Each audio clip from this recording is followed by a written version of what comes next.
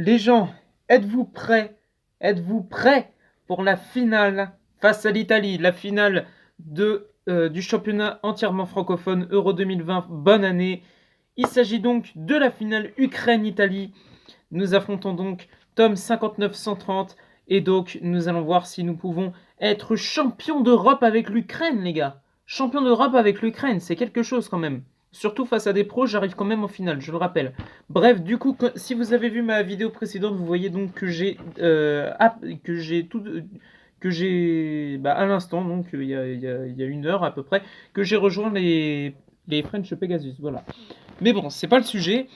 Nous voici donc dans la finale Ukraine-Italie. On a encore à peu près 5 minutes pour faire la compo. L'Italie joue donc en 3-4-3-A avec une attaque sur les ailes. Ok, donc une attaque sur les ailes. Qu'est-ce qu'on pourrait faire contre un 3-4-3-A?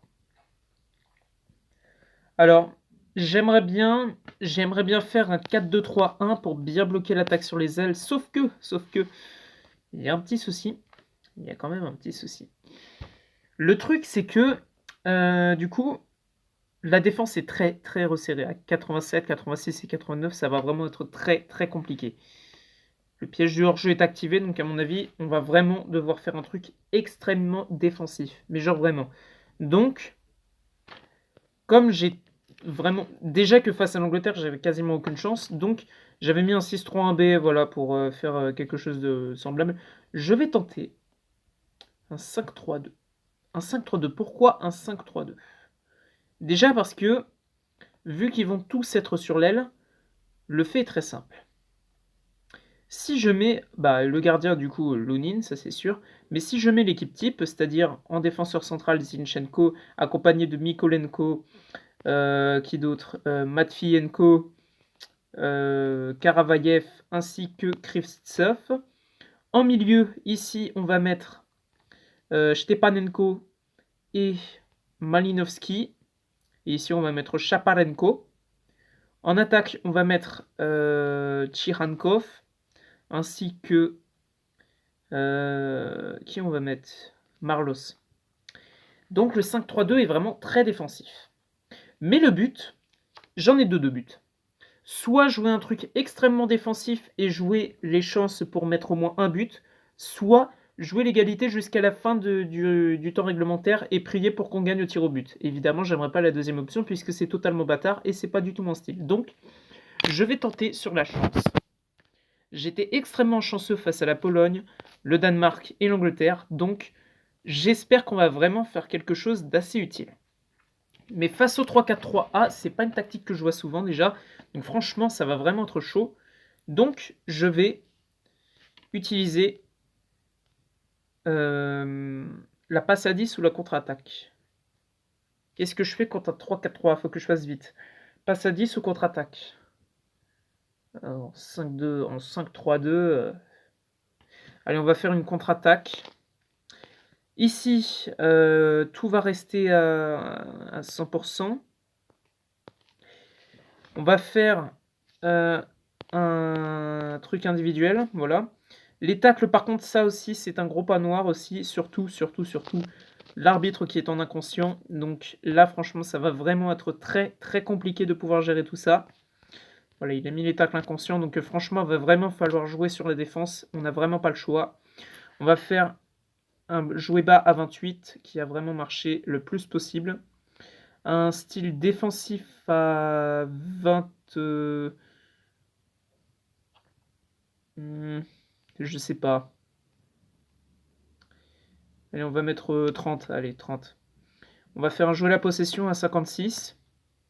Les spécialistes, donc les capitaines, ce sera normalement Marlos. Ouais, Marlos, voilà. Les penalties, c'est donc...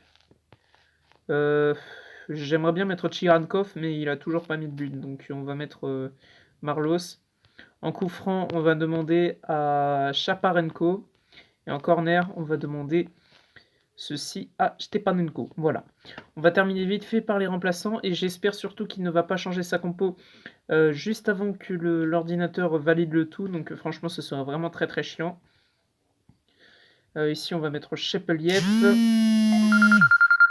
Ta gueule Chepeliev, Seri Sidorchuk, non, on va mettre Kovalenko. En défense, ouais, j'ai que Sobol, donc va falloir mettre un milieu. On va mettre Sidorchuk. Et en gardien, on va mettre Boyko. Voilà. Ok, ok. J'espère vraiment, mais vraiment, qu'on a au moins une petite chance de gagner cette compétition. Bon, d'habitude, je pars en stage, sauf que j'ai découvert un truc très intéressant. On peut se mettre en huis clos, mais on peut pas mettre de stage. Il m'en faut peu. Bon, bah du coup, bah j'ai plus qu'à attendre là. J'ai plus qu'à attendre, mais honnêtement, j'espère vraiment que ça va servir. 5-3-2, c'est assez défensif quand même, hein. Si je me prends ne serait-ce qu'un seul but, ça va vraiment être chaud. Mais il n'y a pas d'attaquant en pointe. Il n'y a pas d'attaquant en pointe, donc peut-être que ça va surtout être utile. Je l'espère, honnêtement, je l'espère, mais franchement, il y a une compète en jeu. J'ai longtemps servi de... Enfin, de base, j'ai servi de figuration, et puis là, je me retrouve en finale. Donc si je me retrouve en finale, c'est quand même pour gagner. Donc voilà. Mais il y a quand même quelques petits pourcentages de chances que je gagne.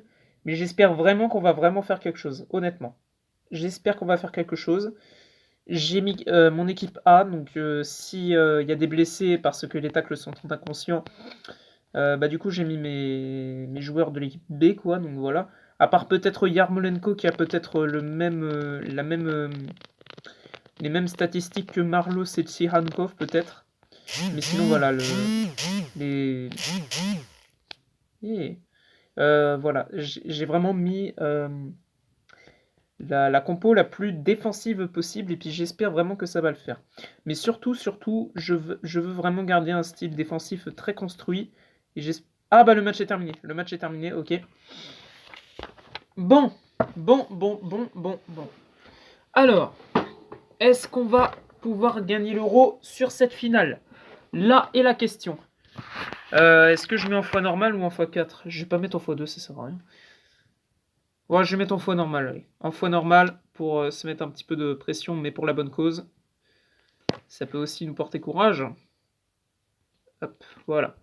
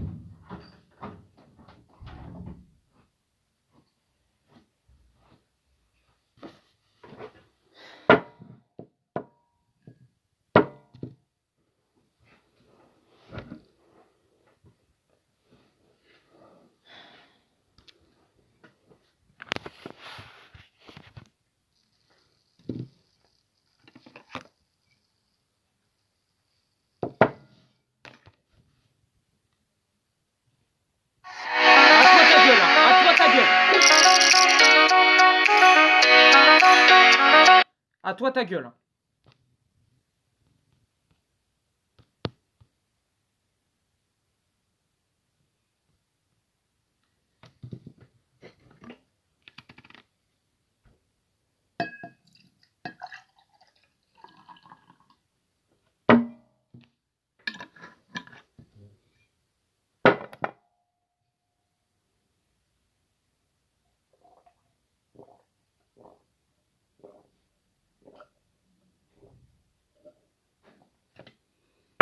C'est un goût de merde.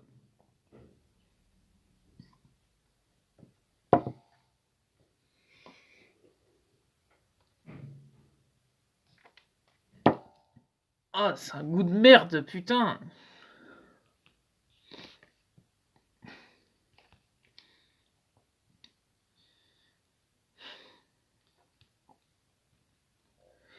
Bon, généralement, quand le commentateur dit ça, je crois qu'il s'appelle Harry, un truc. Voilà, quand Harry, donc ce mec-là, dit qu'il progresse devant, que j'ai pas des bons attaquants, même si c'est mes meilleurs attaquants, j'avoue qu'ils ont rien pu faire. Bon.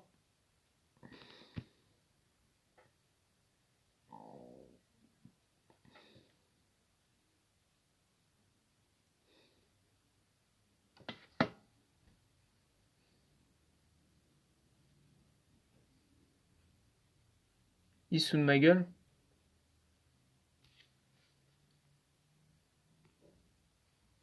Il se fout de ma gueule. 2 boss coins. 2 boss coins.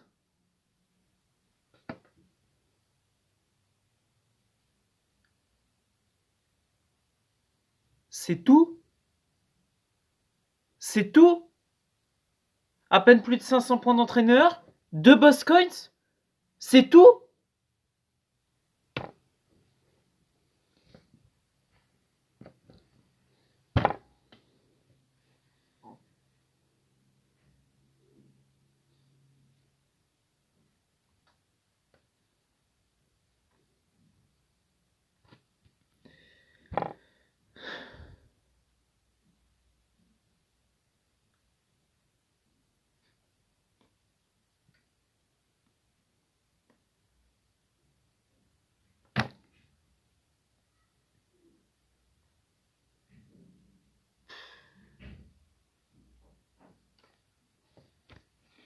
En même temps, quand t'as une tête de con comme ça, faut pas chercher à comprendre. Honnêtement, faut pas chercher à comprendre.